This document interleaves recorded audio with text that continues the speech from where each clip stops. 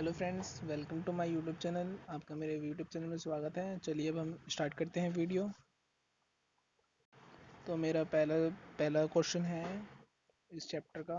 हमारा chapter chapter 9 class 11th history. अब हम स्टार्ट करते हैं। हमारा पहला क्वेश्चन है कि इन दो यूरोपीय विद्वानों के द्वारा औद्योगिक शब्द का प्रयोग किया गया। मतलब कोई विद्वान थे यूरोप के और औद्योगिक शब्द कब प्रयोग किया गया, मतलब कि किनके द्वारा प्रयोग किया गया। वो दो व्यक्ति थे। तो उनका पहला था हमारा, जैसे कि आपको स्क्रीन पे दिख रहा है, जोसेस मिसले। ठीक है, जॉर्जिस मिसले, ये हमारे पहले व्यक्ति थे। और जो हमारे दूसरे थे वो थे फ्राइड्रिक। ठीक है फ्रेंड्स, हम चलते हैं अगले क्वेश्चन पर। ये मोस्ट इंपॉर्टेंट है, ये छोटे छोटे हैं और इनसे बाहर कुछ नहीं आएगा। ठीक है फ्रेंड्स, और ये जितने भी छोटे छोटे हैं ये हमारे शॉर्ट आंसर क्वेश्चन है और ये इम्पोर्टेंट्स हैं। अब हम चलते हैं, ये भी हमारा शॉर्ट आंसर क्वेश्चन है। सर्वप्रथम भाप की शक्ति का प्रयोग किस रूप में किया गया? जो सर्वप्रथम भाप की शक्ति है, ये भाप की शक्ति का प्रयोग मतलब कि किस किस रूप में किया गया था? भाप की शक्ति का प्रयोग सर्वप्रथम मतलब सबसे पहली बार। तो इसका आंसर है, सबसे पहले भाप की शक्ति का प्रयोग खनन उद्योगों के लिए किया गया। मतलब कि नीचे से, जमीन के नीचे से सामान निकालने के लिए किया गया। तो हम चलते हैं अगले क्वेश्चन पर। हमारा अगला क्वेश्चन है, जो पॉडोलॉजी विज्ञान है किससे संबंधित है? इस विज्ञान, ठीक है फ्रेंड्स, मतलब जो पॉडोलॉजी विज्ञान है किससे संबंधित है? तो इसका आंसर है, इस विज्ञान का संबंध मृदा मतलब मिट्टी मिट्टी से है, जिसे हम मृदा से जुड़े तत्वों का अध्ययन करते हैं। जो मिट्टी से जुड़े हुए तत्व होते हैं, कुछ भी, पत्थर, पानी पानी मिट्टी से जुड़ा होता है, पेड़ भी जुड़े होते हैं मिट्टी से। हम इन सबका अध्ययन करते हैं। दोस्तों, अब हमारे यहाँ पर शॉर्ट आंसर क्वेश्चन खत्म होते हैं। अब हम चलते हैं लोग क्वेश्चन पर। तो हमारा लॉन्ग है पहला वाला, कि जो लोह उद्योग के क्षेत्र में, जो लोह उद्योग के क्षेत्र थे, मतलब उनकी लोह उद्योग मतलब जो लोह के खनन वनन होते थे। एक सेकंड फ्रेंड, सॉरी। हाँ फ्रेंड्स, अब स्टार्ट करते हैं। जो लोह उद्योग थे, मतलब लोहे का जो खनन वनन होता था, तो जहाँ लोहे का इस्तेमाल होता था, उस क्षेत्र में डर्बी परिवार का क्या योगदान था? ये सबसे महत्वपूर्ण है फ्रेंड्स, और ये आपको याद करना पड़ेगा। इससे बाहर कुछ नहीं आएगा, मैं दोबारा कहता हूँ। और ये वाला क्वेश्चन मोस्ट इंपॉर्टेंट है। तो आप देख सकते हैं, जो डर्बी परिवार था उनका क्या योगदान था। लोह उद्योग के क्षेत्र में डर्बी परिवार का योगदान बहुत महत्वपूर्ण था। ये लो उस्ताद भी कहे गए। ये याद रखना, लो उस्ताद भी यही कहे गए थे। अगर क्वेश्चन आता है लो उस्ताद किसे कहा जाता था, तो डर्बी परिवार को लो उस्ताद कहा जाता था, कहे गए। जिनके अंदर इस परिवार की तीन तीन पीढ़ियां शामिल थी, दादा, पिता और पुत्र, जिसे डर्बी परिवार के नाम से जाना जाता है।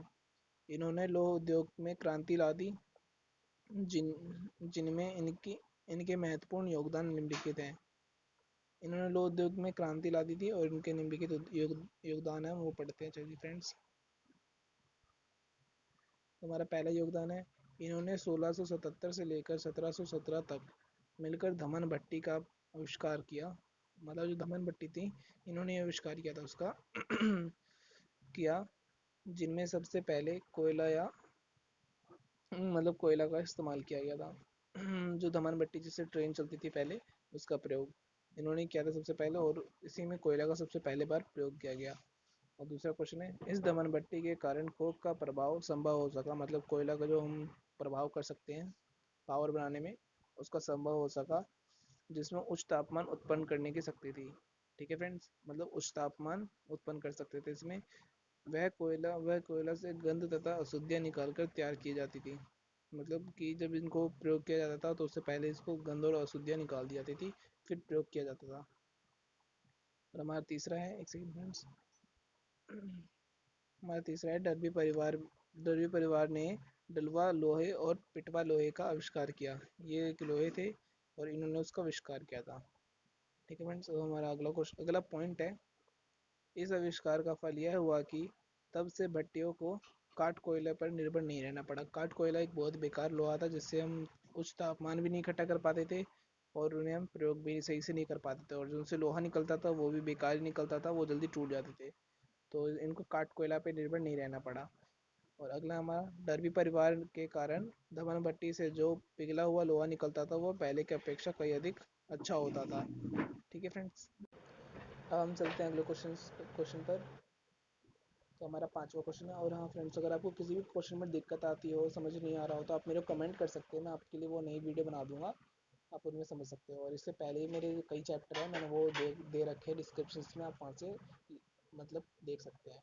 और हर चैप्टर के मेरे पास नोट्स पड़े हुए हैं, मतलब पीडीएफ फॉर्म में, और मैंने वो डिस्क्रिप्शन में डाल रखे हैं, आप वहाँ से डाउनलोड करके पढ़ सकते हैं। और सारे नोट्स इंपॉर्टेंट है, 100% गारंटी है, इनसे बाहर कुछ नहीं आएगा। अगर कुछ बाहर आता है तो आप कमेंट कर सकते हैं, सर बाहर आया है, आपने झूठ बोला है, पर ऐसा नहीं होगा फ्रेंड्स, आप देख सकते हैं। अगला हम पढ़ते हैं।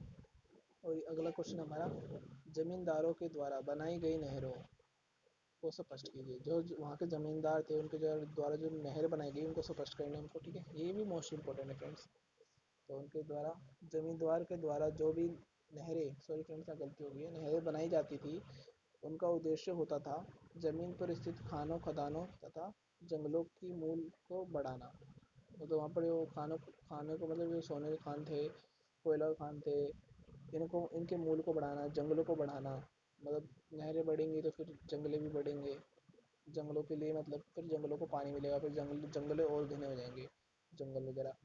और खान खदान तो अपने आप बढ़ेंगे, जब नहर निकलेगी तो वहाँ से पता चलेगा कि हाँ यहाँ पर खान, यहाँ पर सोने का खान है, यहाँ पर कोयले का खान है, ऐसे पता चल जाएगा। ठीक है फ्रेंड्स, हमारा अगला पॉइंट है इसका, जमींदारों ने जो भी नहर बनाई उनका आपस में जुड़ी हुई थी, वो आपस में जुड़ी हुई थी। ठीक है फ्रेंड्स, जिसकी वजह से नए नए शहरों में बाजार बन गए। जहाँ नहर होंगे वहाँ पर शहर होगा। ठीक है फ्रेंड्स, आप देख सकते हैं, जैसे दिल्ली ले ले, मतलब किसी भी राज्य को ले ले, जो भी शहर है वहाँ पर नहर बहती है, और जहाँ नहर बहेंगी वहाँ पर शहर बसेगा, लोग आएंगे, और बाज़ार लगना ज़रूरी है, क्योंकि वहाँ पर फिर औद्योगिकरण ज़्यादा होगा तो फिर बाज़ार लगेंगे। अब अगला अगला क्वेश्चन हमारा है, औद्योगिक क्रांति का क्या अर्थ है। ठीक है फ्रेंड्स, औद्योगिक क्रांति, ये मेरे को पहले देना था, मैं लास्ट में मेरे को याद आया, ये भी इम्पोर्टेंट है बहुत। तो औद्योगिक क्रांति से हमारा यह तात्पर्य है, उन परिवर्तनों से है, मतलब उन परिवर्तनों से है जो उत्पादन, यातायात और संचार के साधनों में मशीन के प्रयोग के द्वारा आए। औद्योगिक क्रांति आप नाम से पढ़ सकते हैं, औद्योगिक मतलब संचार, यातायात, और मशीनों के द्वारा ये प्रयोग में आए, मतलब इनके साथ, इनकी वजह से आए। हमने मशीनों का प्रयोग किया तो औद्योगिक क्रांति बढ़ी। ठीक है फ्रेंड्स, आप समझ सकते हैं। अब हम चलते हैं अगला क्वेश्चन, सॉरी फ्रेंड्स, अब हमारा मेरे चैप्टर खत्म हो गए हैं। थैंक यू फॉर वॉचिंग, देखने के लिए पूरा। और लाइक एंड सब्सक्राइब जरूर करना फ्रेंड्स, अगर वीडियो अच्छी लगी हो तो।